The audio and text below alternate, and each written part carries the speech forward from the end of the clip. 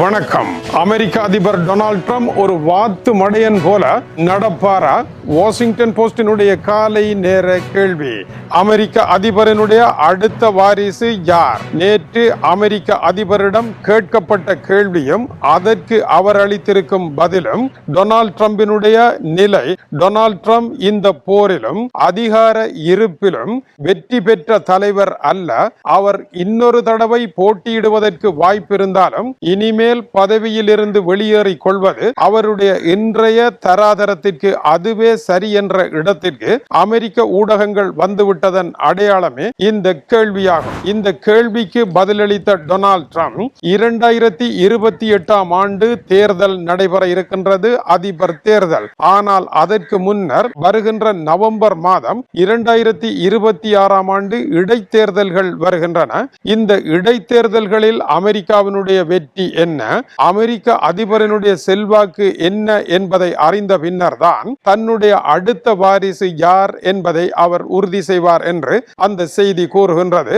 அதற்கு முன்னதாக யாரை தேர்வு செய்ய போகின்றீர்கள் என்று அமெரிக்க அதிபருக்கும் ரிப்பப்ளிக்கன் கட்சியினுடைய அதிபர் வேட்பாளருக்கும் பெரும் நிதியை வழங்குகின்ற சர்வதேச நிறுவன நிதி வழங்குவோரிடையே பேசிய டொனால்ட் ட்ரம்ப் தன்னை பொறுத்த வரையில் ஜேடி வான்ஸ் இப்போதைய உப அதிபர் தான் அடுத்த அதிபர் வேட்பாளராக வருவதற்கு தன்னுடைய ஆதரவு இருக்கின்றது என்று கூறியிருக்கின்றார். அதேவேளை அவருடைய உப அதிபராக இப்போதைய வெளியுறவுத்துறை அமைச்சர், அமெரிக்காவினுடைய பிரதமர் ஸ்தானம் போன்ற ஸ்தானத்தில் இருக்கின்ற மார்க்கோ ரூபியோ உப அதிபராக போட்டியிடுவார் என்று கூறியிருக்கின்றார். இந்த செய்தி கசிந்ததன் பின்னரே உண்மையில் உங்களுக்கு பின்னர் யார் என்ற இந்த கேள்வி கேட்கப்பட்ட பொழுதுதான் இப்பொழுது காலம் கனியவில்லை, சிறிது காலம் இந்த கேள்விக்கு பதில் தர பொறுத்திருக்க வேண்டும் என்று அவர் தந்திரமாக பதில் கூறினாலும் கூட அவரை பொறுத்த வரையில் இந்த நிலைக்கு தான் வந்திருக்கின்றார் என்று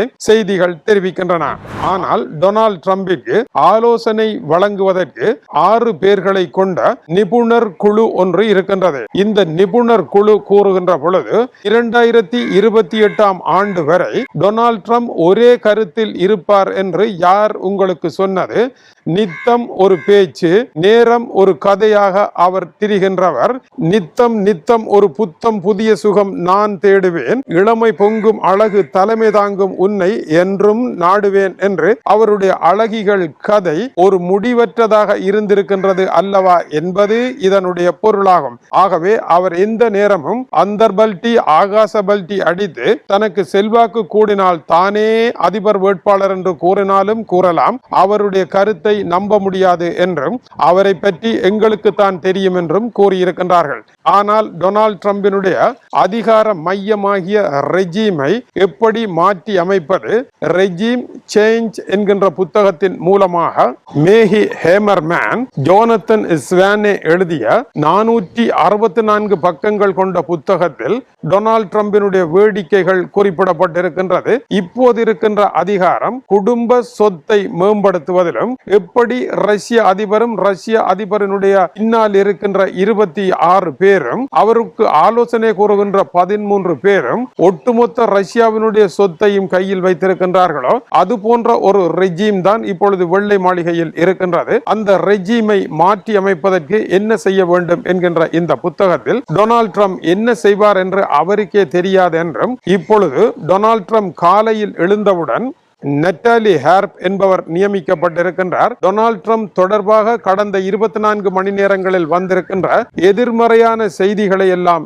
இருட்டடிப்பு செய்து அவருக்கு சிறப்பு தருகின்ற செய்திகளையும், அவர் உலகத்தில் ஒரு மிகப்பெரிய மனிதன் என்பதையும், இன்று உலகத்தில் அவரை விட உயர்ந்த ஒரு மனிதன் இல்லவே இல்லை என்பதையும் எடுத்துரைப்பது போல காலை நேர கருத்துக்களை அவருக்கு கூறி அவர் திசை மாறிவிடாமல் இருப்பதற்கான உற்சாகத்தை வழங்குவதற்கு இவர் வெள்ளை மாளிகையில் தனியாக நியமிக்கப்பட்டிருக்கின்றார்.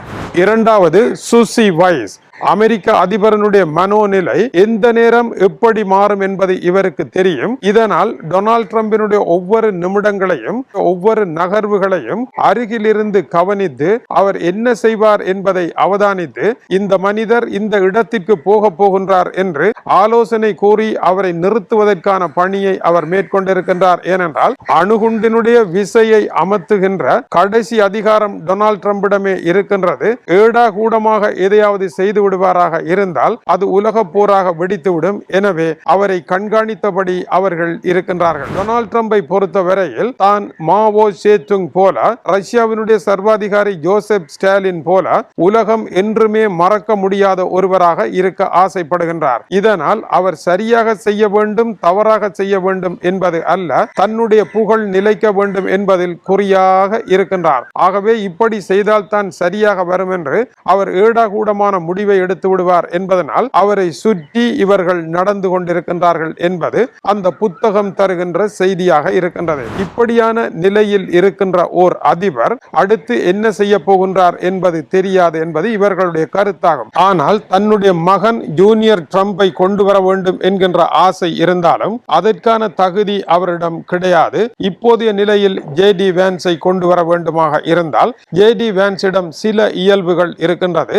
அவர் டொனால்ட் ட்ரம்பினுடைய MAGA என்கின்ற மேகா அணியில் மிக நெருக்கமாக அவர்களுடன் செயற்படுகின்ற காரணத்தினால் அவர்களுடைய ஆதரவு இருக்கின்றது. குட்டி டொனால்ட் ட்ரம்பாக இவர் வருவார். ஏனென்றால் சுவிட்சர்லாந்து நாட்டில் நடைபெற்ற உலக பாதுகாப்பு மாநாட்டில் தூஷணத்தால் பேசாத குறையாக ஐரோப்பிய தலைவர்களை இவர் பேசியது டொனால்ட் ட்ரம்பினுடைய வாரிசு என்பதை காட்டக்கூடியதாக இருந்தது. எனவேதான் இவருக்கு வாய்ப்புகள் அதிகம். ஆனால் அமெரிக்காவினுடைய போரை நடத்த வேண்டும், ஆயுதங்களை விற்பனை செய்ய வேண்டும், அதன் மூலமாக கோடீஸ்வரர்களாக வாழ வேண்டும் என்கின்ற கருத்துடைய ரைபிள் கிளப் என்கின்ற ஒரு கிளப் இருக்கின்றது. இதுதான் ரிப்பப்ளிக்கன் கட்சியினுடைய ஆணி வேராக இருக்கின்றது. இதிலிருந்துதான் அதிகார மையம் பிறக்கின்றது.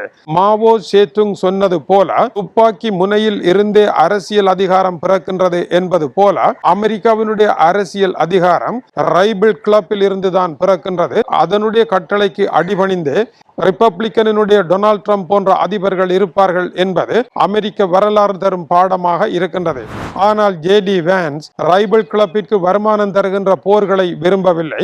அமெரிக்காவினுடைய உள்நாட்டு அபிவிருத்தியில் அவர் நாட்டம் கொள்ளுகின்றார். எப்படி சீனா முதலில் உள்நாட்டை அபிவிருத்தி செய்வோம் என்று ஒரு யுகத்தை ஆரம்பித்ததோ அதுபோல இன்னொரு புது யுகத்தை ஆரம்பிக்க அவர் விரும்புகின்றார். இதனால் ஜே.டி. வான்ஸ் இன்றைய ரிப்பப்ளிக்கன் கட்சி உறுப்பினர்களுக்கு எதிரானவராக இருக்கின்றார். ஆனால் மார்க்கோ ரூபியோ தான் அண்ணனாகிய ஜே.டி. வான்ஸிற்கு எதிராக போட்டியிட மாட்டேன் என்று அறிவித்திருக்கின்றார். இந்த நாடகம் மிகச்சிறந்த நாடகமாக இருக்கின்றது. இது இளங்கோவடிகளினுடைய சேரன் செங்குட்டுவனுக்கு எதிராக உடனடியாக அதிகாரத்திற்கு வரமாட்டேன் என்று புத்த துறவியாக மாறிய இளங்கோவடிகள் சிலப்பதிகாரத்தை எழுதி அண்ணனுக்கு போட்டியாக வராமல் இருந்து சோதிடத்தை முறியடித்தான் என்பது சிலப்பதிகாரத்தினுடைய கதையாகும். அதுபோல ஒரு நவீன இளங்கோவடிகளாக இவர் மாறி இருக்கின்றார். அது மாத்திரம் அல்லாமல் இன்னொரு வேடத்தையும் அணிந்திருக்கின்றார். தமிழகத்தின் திராவிட முன்னேற்ற கழக தலைவராக இருந்த பேரறிஞர் அண்ணாதுரை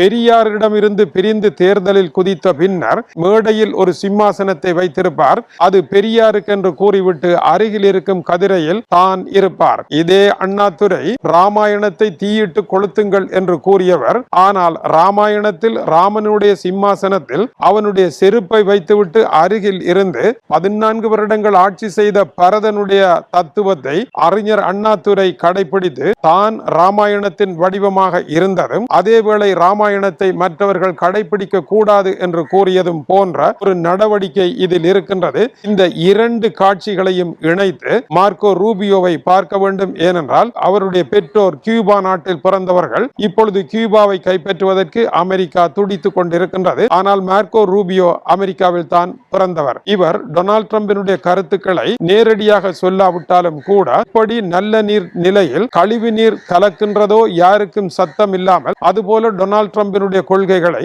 நல்ல நீராக இருக்கின்ற உலகத்தில் அமைதியாக கலந்து கொண்டிருக்கின்ற ஒருவர் இவர் என்பதனால் இவரை உப அதிபராக்க வேண்டும் என்று டொனால்ட் ட்ரம்ப் விரும்புகின்றார். இந்த இருவருடைய நிலையும் இப்படி இருக்க டொனால்ட் ட்ரம்ப் தான் ஒரு வாத்து மடையனாக வர விரும்ப மாட்டார் விட்டார் என்று நிபுணர்கள் கூறுகின்றார்கள். இப்பொழுதே யார் அடுத்த அதிபர் என்பதை அறிவித்தால் என்ன நடைபெறும்? டொனால்ட் ட்ரம்பினுடைய அதிகாரம் போய் இப்பொழுது டொனால்ட் ட்ரம்பிற்கு தாளம் போட்டுக் கொண்டிருக்கின்ற கூட்டம் எல்லாம் அடுத்த அதிபர் வேட்பாளருக்கு ஆதரவாக தாளத்தின் மேல் தாளம் போட்டு அவருடைய புகழை பாடி டொனால்ட் ட்ரம்ப் தலையை அறுத்த வாத்து போல நான் இன்னமும் உயிருடன் இருக்கின்றேன் என்று தலை அறுத்த பின்னும் நம்பிக்கையுடன் ஓடுகின்ற ஒரு வாத்து போல ஓடிக்கொண்டிருப்பார் என்பது அவருக்கே தெரியும். அவரை பொறுத்த வரையில் பதவி விலகுகின்ற கடைசி நாள் வரை ரிப்பப்ளிக்கன் கட்சி முழுவதையும் தன்னுடைய கட்டுப்பாட்டில் வைத்திருக்கவும் தன்னுடைய அதிகாரத்தை கட்டுப்பாட்டில் வைத்திருக்கவுமே விரும்புகின்றார். எனவே இரண்டாவது யார் என்று கூறி தன்னுடைய அடுத்த வாரிசை அறிவிப்பதன் மூலமாக